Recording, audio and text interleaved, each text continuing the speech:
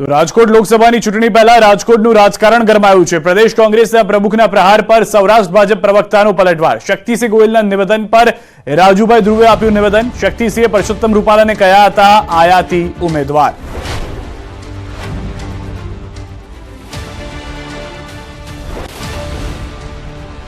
એમણે ગોતી ગોતીને માથા મૂક્યા હતા, એ શું કામ ફેરવા? અને પુરુષોત્તમભાઈ મારા મિત્ર છે, બહુ મોટું માથું હતું તો એમના વતનમાં અમરેલીથી મોટા માથાને લડાવવા હતા ને, ત્યાં તો પબ્લિક ઓળખી ગઈ હતી કે માથું વધેરાઈ જશે એટલે રાજકોટ મોકલ્યું। એટલે આ બધી આવી વાતો ન કરવી। જો પરસોત્તમભાઈ અમરેલીથી 100 કિલોમીટર દૂર રાજકોટ ચૂંટણી લડવા આવે તો આયાતી ગણાય।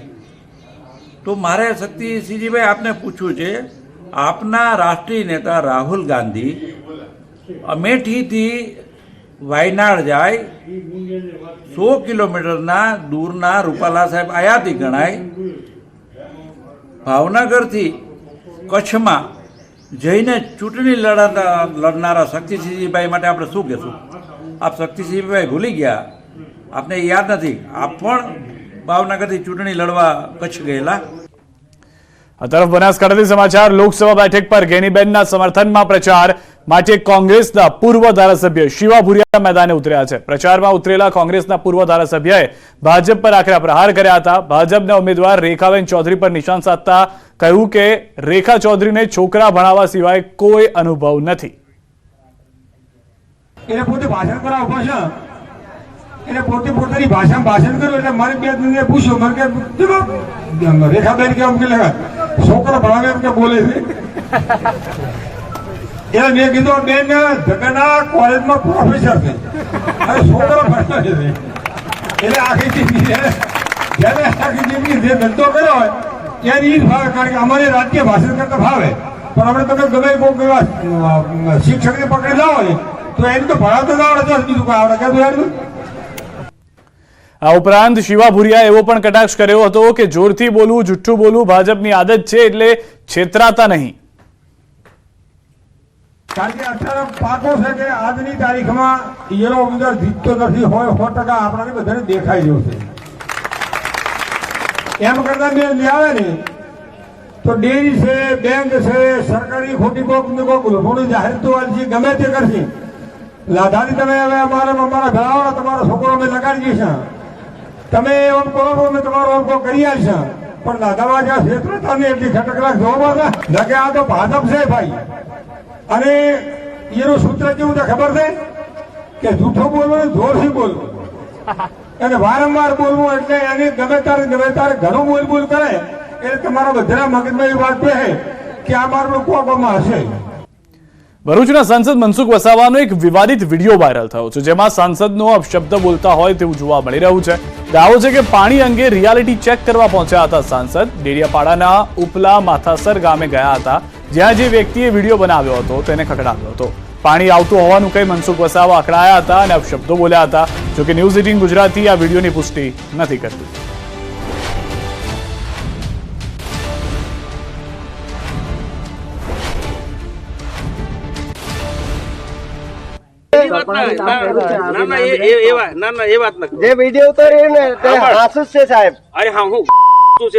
જુઠ્ઠું બોલે છે ના, હાસુ છે, હું હાસુ। આ અહીંયા જો અહીંયા પાણી છે, આ બાજુ બધે ઘરે પાણી છે, મકાઈ કરે છે, જુઠ્ઠું કામ બોલો છો? પાણી હાસુ છે સાહેબ, પણ અહીંયા પાણી ઘરે બેઠા છે। ભરૂચ લોકસભાના ભાજપના ઉમેદવાર મનસુખ વસાવા આજે અલગ અંદાજમાં દેખાયા। કેટલાક વિરોધીઓએ ડેડિયાપાડા તાલુકામાં પાણી ના આવતી હોવાની પોસ્ટ મૂકતા હોબાળો મચ્યો હતો, પરંતુ સાંસદ મનસુખ વસાવાએ આવા લોકોને ખુલ્લા પાડી દીધા। બન્યું એવું કે ડેડિયાપાડાના ઉપલા માથાસર ગામમાં પાણી નહીં આવતું હોવાની સોશિયલ મીડિયામાં કોઈએ પોસ્ટ મૂકી।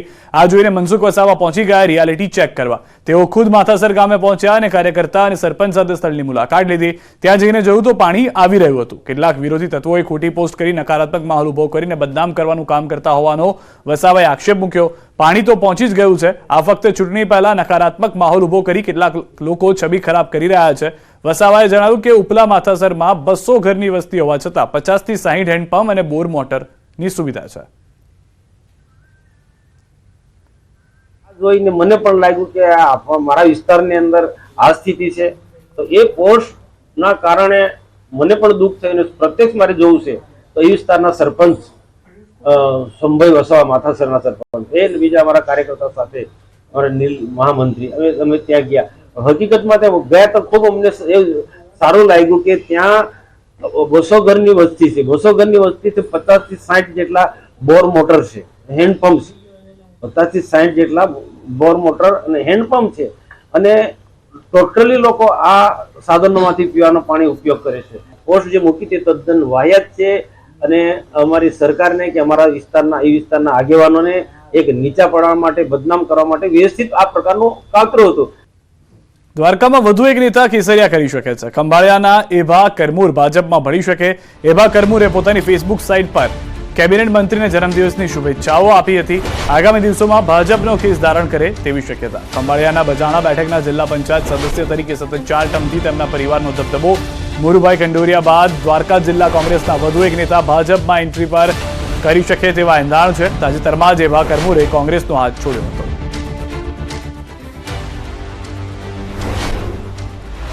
રાજકોટથી સમાચાર. આચાર સંહિતા ભંગની ફરિયાદને પગલે તંત્ર હરકતમાં. ધારાસભ્યના એપાર્ટમેન્ટ બહારથી ભાજપના ઝંડા હટાવ્યા. ધારાસભ્ય ડોક્ટર દર્શિતા શાહના એપાર્ટમેન્ટ બહાર ઝંડા હટાવાયા. Sea village toll free number પર ફરિયાદ મળતા કાર્યવાહી કરવામાં આવી છે.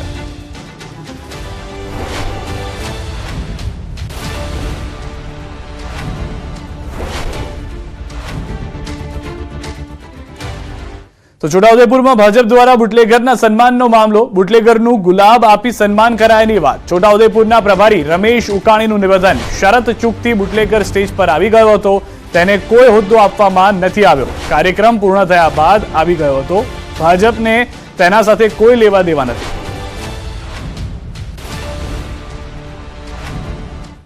કાર્યકરો તો ઘણા બધાનો વેલકમ થઈ ગયા પછી અમને કોઈ મોકલા એ કંઈક ચૂકથી ઉપર આવી ગયા હશે, પણ એમનું કોઈ એમને જોઈનિંગ કરવામાં આવ્યા નથી કે પાર્ટીમાં સમાવવામાં આવ્યા નહીં. એમના નામની કોઈ જમીન લેવામાં આવી નથી. કોઈ હોદ્દો એને મળશે પણ નહીં. એવા વ્યક્તિઓને પાર્ટીમાં કોઈ ક્યારેય સમાવેશ કરવામાં નહીં આવે.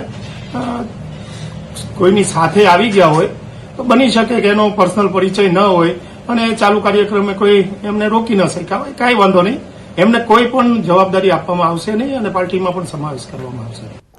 અરવલ્લીથી સમાચાર. મેઘરજમાં ઉમેદવારની ના સામે વિરોધ. અરવલ્લી જિલ્લા પંચાયત સભ્યનું ભાજપમાંથી રાજીનામું. જિલ્લા પંચાયત સદસ્ય અને પૂર્વ ઉપપ્રમુખ કનુભાઈ મનાતનું રાજીનામું. ભીખાજી ઠાકોરના સમર્થનમાં આપ્યું રાજીનામું. બુથ પ્રમુખથી લઈ અને જિલ્લા સદસ્યના રાજીનામા. અનેક કાર્યકરોનો ભાજપથી રાજીનામું આપ્યાનો નિર્ણય છે, જે હાલમાં જોવા મળી રહ્યો છે. ફોન આવવાથી એમને ચૂંટણી લડવાનો ઇનકાર કર્યો હતો. આ દુઃખની લાગણી લઈ અમે આજે હું ભારતીય જનતા પાર્ટીના કાર્યકર્તા તરીકે, એક જિલ્લા પંચાયતના સદસ્ય અને પૂર્વ જિલ્લા પંચાયતના ઉપપ્રમુખ તરીકે હું આ એક રાજીનામું આપું છું. ચૂંટણી સમયે આંતરરાજ્ય સરહદેથી મોટી રોકડ પકડાઈ. ગુજરાત રાજસ્થાન સરહદથી 1 કરોડની રોકડ પકડાઈ. બેનિસાબી 1 કરોડ રૂપિયા રોકડા જપ્ત કરાયા. શામળાજીના અણસોલ બોર્ડર પર થઈ હતી કાર્યવાહી. કારમાં સંતાડેલા 1 કરોડ રોકડા સાથે એકની ધરપકડ. ચૂંટણી સમયે બેનિસાબી રોકડ વ્યવહારને રોકવા બોર્ડર પર ચેકિંગ થઈ રહ્યું હતું. તે સમયે એક શંકાસ્પદ કાર પકડાઈ હતી. પોલીસના મતે આ કારમાં છાપામાં સંતાડેલા 21 પૈસાના બંડલ મળી આવ્યા હતા.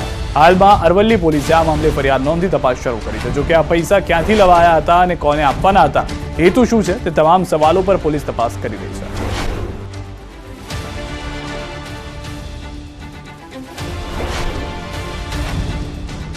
પોતાના અન્ય માણસો સાથે જેમાં વાહનનું ચેકિંગ ચાલુ હતું એ દરમિયાન એક 4 વ્હીલ ગાડી આવતા રૂટીન પ્રમાણે એમને ચેક કરવા માટે રોકતા ટોટલ 1 કરોડની કેશ મળેલ, સાથે એક મોબાઈલ ફોન જેની કિંમત 2000 ગણીએ અને ગાડીની કિંમત 2 લાખ, તો ટોટલ મળીને 1 કરોડ 2 લાખ અને 2000નો મુદ્દામાલ એ કોઈ આધાર પુરાવા એમણે રજૂ કર્યા નહીં અને એની ઉપર શંકા ગઈ અને એનો સોર્સ ક્યાં છે એ જણાવી શકેલ નહીં, એટલે કાયદેસર કાર્યવાહી કરી અને એને આપણે અટક કરેલા છે.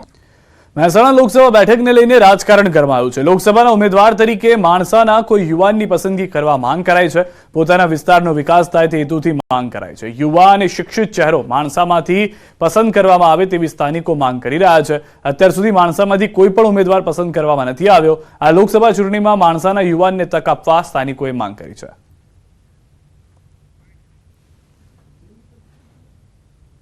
અત્યાર સુધી લોકસભામાં માણસાનો કોઈ પ્રોપર ઉમેદવાર મળ્યો નથી, ટિકિટ ઊભો રહ્યો નથી, તો કદાચ આ વખતે ઊભો રહે અને ટિકિટ મળે. અને સ્થાનિક તરીકે અમારી એવી માગણી છે કે લોકસભાની ચૂંટણી માટે કે અમારા માણસા નગરમાંથી કોઈ યુવા વર્ગને એની ટિકિટ મળે એવી અમારી માગણી છે. કે પછી કોઈ અન્ય ઘણી બધી કામગીરી માટે જો સારા વ્યક્તિને આ ટિકિટ મળે તો આ કામ કરી શકે. સ્થાનિક તરીકે એવી અમારી માગણી છે કે માણસા તાલુકામાં લોકસભામાં સારો માણસ યુવાન ચૂંટણી માટે આવે એવી અમારી અપેક્ષા છે. સારું કાર્ય કરે, સારું કામ કરે. આજ સુધીમાં જો અમે લોકસભાની અંદર સૌથી હાઈએસ્ટ લીડથી વોટિંગ કરી શકતા હોય તો અમારા માણસાને ચાન્સ મળવો જોઈએ.